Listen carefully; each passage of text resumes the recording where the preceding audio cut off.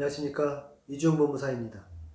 임차인이 임대차 기간이 만료되어서 보증금을 받고 다른 곳으로 이사를 가야 했는데 소유자인 집주인이 보증금을 주지 않는 경우가 있습니다.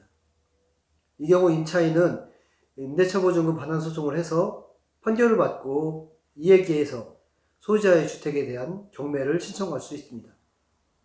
이번 시간에는 대항력과 우선 변제권을 모두 가지고 있는 임차인이 경매 신청을 한 경우에 별도로 법원에 배당 요구 신청을 해야 하는지 알아보겠습니다.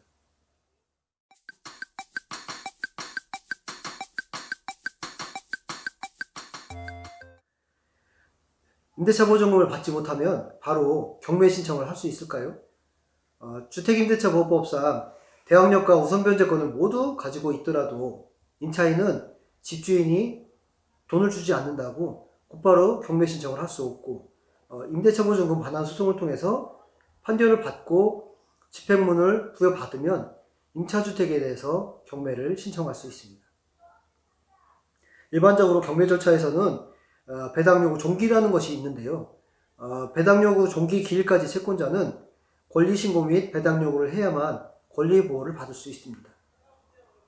그런데 대항력과 우선 변제권이 있는 임차인이 판결문까지 받아서 직접 경매 신청까지 했는데 경매 절차인 배당 요구 종기까지 또다시 권리신고 및 배당 요구를 해야만 권리보호를 받을 수 있을까요?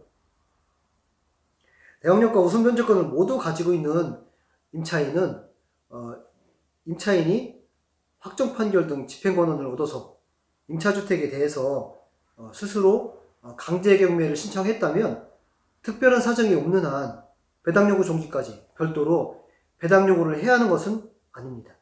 이렇게 임차인이 스스로 강제 경매를 신청하면 우선 변제권을 선택해서 행사한 것으로 보고 있기 때문에 추가로 배당을 해달라고 경매법원에 신청을 하지 않아도 배당 절차에서 배당이 이루어지게 되는 것입니다.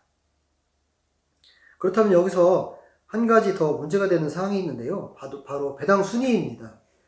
우선 변제권이 있는 임차인이 집행권을 얻어서 스스로 강제 경매를 신청하는 방법으로 우선 변제권을 행사하고 그 경매 절차에서 집행관의 현황조사서 등을 통해서 우선 변제권이 확인이 되고 그런 내용이 현황조사서나 매각물건 명세서 등에 기재된 상태에서 경매 절차가 진행이 되고 매각이 이루어졌다면 특별한 사정이 없는 한 경매 신청권자인 임차인은 배당 절차에서 우선이 권리자나 일반 채권자보다 우선해서 배당받을 수 있다고 보아야 합니다.